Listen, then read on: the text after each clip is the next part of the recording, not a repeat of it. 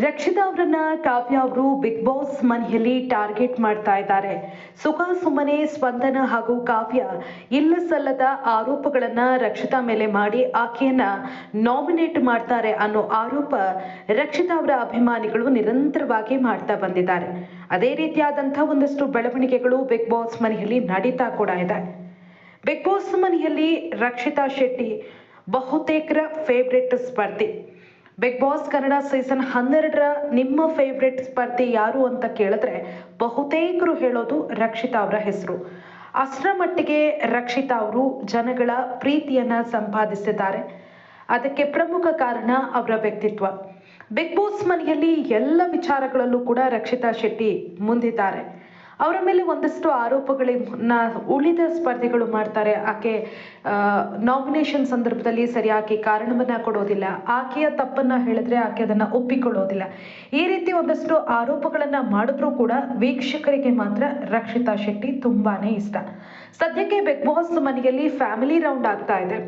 ನಿನ್ನೆ ರಕ್ಷಿತಾ ಅವರ ತಾಯಿ ಹಾಗೆ ಸಹೋದರಿ ಬಿಗ್ ಬಾಸ್ ಮನೆಗೆ ಬಂದಿದ್ದಾರೆ. ರಕ್ಷಿತಾ ಅವರಿಗೆ ಅವರ ಮುಖವನ್ನ ನೋಡ್ತಾ ಇದ್ದಂತೆ ಎಷ್ಟರ ಮಟ್ಟಿಗೆ ಖುಷಿ ಆಯ್ತು, ಅಷ್ಟೇ ಖುಷಿ ರಕ್ಷಿತಾ ಅವರ ಅಭಿಮಾನಿಗಳಿಗೂ ಕೂಡ ಇದೆ. ಬಹುತೇಕರು ಈ ಸೀಸನ್ ನಲ್ಲಿ ಫ್ಯಾಮಿಲಿ ರೌಂಡ್ ಇದ್ದಾಗ ನಾವು ಕಾಯ್ತಾ ಇರೋದು ರಕ್ಷಿತಾ ಅವರ ಫ್ಯಾಮಿಲಿ ಯಾವಾಗ ಬರುತ್ತೆ ಅಂತ ಸೋಷಿಯಲ್ ಮೀಡಿಯಾದಲ್ಲಿ ಸಾಕಷ್ಟು ಜನ ಪೋಸ್ಟ್ ಗಳನ್ನ ಕೂಡ ಹಾಕ್ತಾ ಇದ್ರು. ಅದರಂತೆ ನಿನ್ನೆ ಬಿಗ್ ಬಾಸ್ ಮನೆಗೆ ರಕ್ಷಿತಾ ಅವರ ತಾಯಿ ಬಂದಿದ್ದಾರೆ. ರಕ್ಷಿತಾ ತಾಯಿ ಒಂದಷ್ಟು ಬುದ್ಧಿ ಮಾತನ್ನ ರಕ್ಷಿತಾ ಅವರಿಗೆ ಹೇಳಿದ್ದಾರೆ. ನೀನು ಆ ರೀತಿ ಮಾಡಬಾರ್ದು, ಈ ರೀತಿ ಮಾಡಬಾರ್ದು, ಡ್ರೆಸ್ ಚಂದ ಮಾಡ್ಕೋ, ಇನ್ನು ಚೆನ್ನಾಗಿ ರೆಡಿ ಆಗು, ಪ್ರತಿದಿನ ಸ್ನಾನ ಮಾಡು, ಚೆನ್ನಾಗಿ ಕಾಣಬೇಕು ಕ್ಯಾಮ್ರಾ ಮುಂದೆ, ಅವರೆಲ್ಲರೂ ಕೂಡ ಎಷ್ಟು ಚೆನ್ನಾಗಿ ರೆಡಿ ಆಗ್ತಾರೆ, ನೀನು ಯಾಕೆ ಆ ರೀತಿ ಮಾಡ್ತೀಯಾ, ನಿನಗೆ ಒಳ್ಳೊಳ್ಳೆ ಬಟ್ಟೆ ಕಳಿಸ್ತೀನಿ, ಆದರೂ ಕೂಡ ನೀನು ಹಾಕಿದ ಬಟ್ಟೆನೇ ರಿಪೀಟ್ ಮಾಡ್ತಿ, ಇದು ಚೆನ್ನಾಗಿರಲ್ಲ, ಹೀಗೆ ಒಂದಷ್ಟು ಬುದ್ಧಿ ಮಾತನ್ನ ಹೇಳಿದ್ರೆ ಮತ್ತೊಂದು ಕಡೆ ವೀಕ್ಷಕರಿಗೆ ತುಂಬಾನೇ ಬೇಜಾರಾಗುವಂತಹ ಘಟನೆ ನಡೀತು. ಅದು ಏನಪ್ಪಾ ಅಂದ್ರೆ ರಕ್ಷಿತಾ ಅವರಿಗೆ ಮೈಕ್ ಸರಿಯಾಗಿ ಧರಿಸಿಲ್ಲ ಅಂತ ಕಾವ್ಯ ಅವರು ಅವರ ತಾಯಿಯ ಮುಂದೆಯೇ ಪನಿಷ್ಮೆಂಟ್ ಅನ್ನ ಕೊಡ್ತಾರೆ. ಯಾವತ್ತೂ ಕೂಡ ರಕ್ಷಿತಾ ಯಾವ ಕೆಲಸ ಮಾಡೋದಕ್ಕೂ ಕೂಡ ಮತ್ತೆ ಮಾಡ್ತೀನಿ ಅಥವಾ ನಾನು ಮಾಡಲ್ಲ ಅಂತ ಬಿಗ್ ಬಾಸ್ ಮನೆಯಲ್ಲಿ ಹೇಳಿದವರೇ ಅಲ್ಲ. ನೀವೆಷ್ಟೇ ಪಾತ್ರೆ ರಾಶಿ ಹಾಕಿ ನಾನು ತೊಳಿತೀನಿ ಅಂತಲೇ ಹೇಳಿ ಮಧ್ಯರಾತ್ರಿ ತನಕ ಪಾತ್ರೆ ತೊಳೆದು ಕಿಚನ್ ಕ್ಲೀನ್ ಮಾಡಿ ಅವ್ರು ಮಲಗೋದು.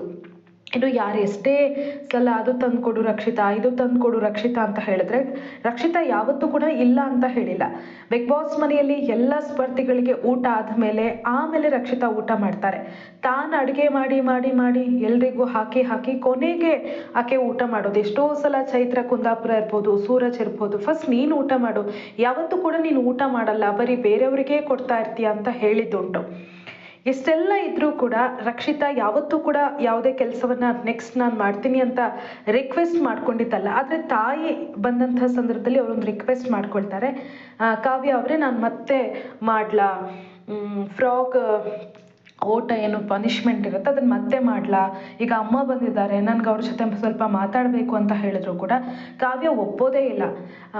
ಮೊನ್ನೆ ರಾತ್ರಿ ಅಶ್ವಿನಿ ಅವರಿಗೆ ಮೈಕ್ ಸರಿಯಾಗಿ ಧರಿಸಿಲ್ಲ ಅಂತ ಹೇಳಿದಂಥ ಸಂದರ್ಭದಲ್ಲಿ ಪನಿಷ್ಮೆಂಟ್ ಕೊಟ್ಟಾಗ ಅವ್ರು ಹೇಳ್ತಾರೆ, ನಾನು ಇವಾಗ ಈ ಡ್ರೆಸ್ನಲ್ಲಿದ್ದೀನಿ, ನನಗೆ ಹೆಲ್ತ್ ಇಶ್ಯೂ ಇದೆ, ನಾಳೆ ಬೆಳಗ್ಗೆ ಮಾಡ್ತೀನಿ ಅಂತ ರಿಕ್ವೆಸ್ಟ್ ಮಾಡ್ಕೊಳ್ತಾರೆ.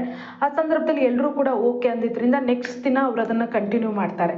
ಆದರೆ ರಕ್ಷಿತಾ ವಿಚಾರದಲ್ಲಿ ಆ ರೀತಿ ಕಾವ್ಯ ನಡ್ಕೊಳ್ಳೋದು ಇಲ್ಲ, ನೀನು ಈಗಲೇ ಮಾಡಬೇಕು ಅಂತ ಆಗ್ಲೇ ಪನಿಷ್ಮೆಂಟ್ ಅನ್ನ ಕೊಡ್ತಾರೆ. ಇದು ಒಂಥರ ಕಾವ್ಯ ಯಾವ ರೀತಿ ಭೇದ ಭಾವ ಮಾಡ್ತಾರೆ ರಕ್ಷಿತಾ ವಿಚಾರದಲ್ಲಿ ಅನ್ನೋದನ್ನ ತೋರಿಸಿದಂತಿದ್ದು ಸಾಕಷ್ಟು ಜನ ಈ ಬಗ್ಗೆ ಸೋಷಿಯಲ್ ಮೀಡಿಯಾದಲ್ಲಿ ಪೋಸ್ಟ್ಗಳನ್ನ ಹಾಕ್ತಾ ಇದ್ದಾರೆ.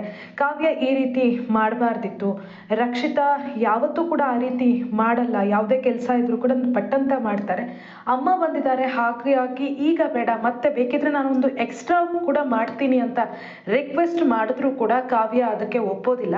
ಇದು ಸಾಕಷ್ಟು ಮಂದಿಯಲ್ಲೂ ಕೂಡ ಬೇಸರವನ್ನ ಮೂಡಿಸಿದೆ. ಕಾವ್ಯ ಒಂದು ಆಕೆಗೆ ಚಾನ್ಸ್ ಅನ್ನ ಕೊಡ್ಬೋದಿತ್ತು, ಆಕೆ ಅಮ್ಮ ಹೋದ ಬಳಿಕ ಆಕೆಗೆ ಈ ರೀತಿ ಒಂದು ಪನಿಷ್ಮೆಂಟ್ ಅನ್ನ ಕೊಡ್ಬೋದಿತ್ತು, ಈ ರೀತಿ ಯಾಕೆ ನಡ್ಕೊಳ್ಬೇಕಾಗಿತ್ತು ಕಾವ್ಯ ಅಂತ ಪ್ರಶ್ನೆಯನ್ನ ಮಾಡ್ತಿದ್ದಾರೆ.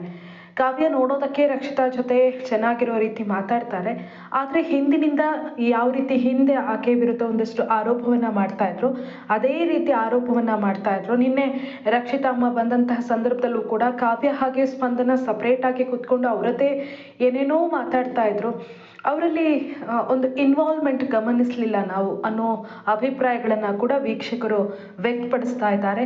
ಕಾವ್ಯ ಈ ರೀತಿ ಮಾಡಿದ್ದು ಆಕೆಗೆ ಎಷ್ಟರ ಮಟ್ಟಿಗೆ ರಕ್ಷಿತಾ ಮೇಲೆ ಕೋಪ ಇದೆ, ಎಲ್ಲಿ ನಾನು ಆಕೆಯ ಮೇಲೆ ದ್ವೇಷ ಸಾಧಿಸೋದಕ್ಕೆ ಅವಕಾಶ ಸಿಗತ್ತೆ ಅನ್ನೋ ರೀತಿಯ ವರ್ತನೆ ಕಂಡು ಬಂತು. ಖಂಡಿತವಾಗ್ಲೂ ಈ ರೀತಿ ಕಾವ್ಯ ಮಾಡಬಾರ್ದಿತ್ತು.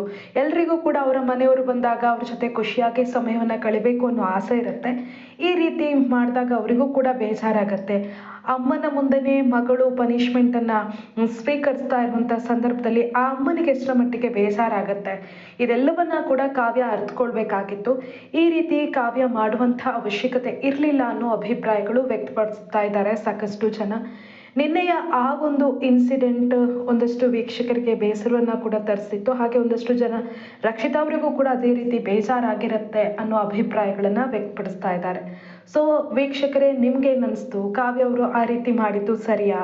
ನಿಮ್ಮ ಅಭಿಪ್ರಾಯ ಏನು ಅನ್ನೋದನ್ನು ಈ ಬಗ್ಗೆ ಕಮೆಂಟ್ ಮಾಡಿ. ಹಾಗೆಯೇ ಈ ವಿಡಿಯೋ ಇಷ್ಟ ಆದರೆ ನಿಮ್ಮವರ ಜೊತೆ ಶೇರ್ ಮಾಡಿ. ಹಾಗೆಯೇ ಯಾರು ನಮ್ಮ ವಾಹಿನಿಯನ್ನು ಸಬ್ಸ್ಕ್ರೈಬ್ ಮಾಡಿಲ್ಲ, ಅವ್ರು ಸಬ್ಸ್ಕ್ರೈಬ್ ಮಾಡಿ. ಮತ್ತೊಂದು ಹೊಸ ವಿಡಿಯೋದೊಂದಿಗೆ ಸಿಗೋಣ. ನಮಸ್ಕಾರ.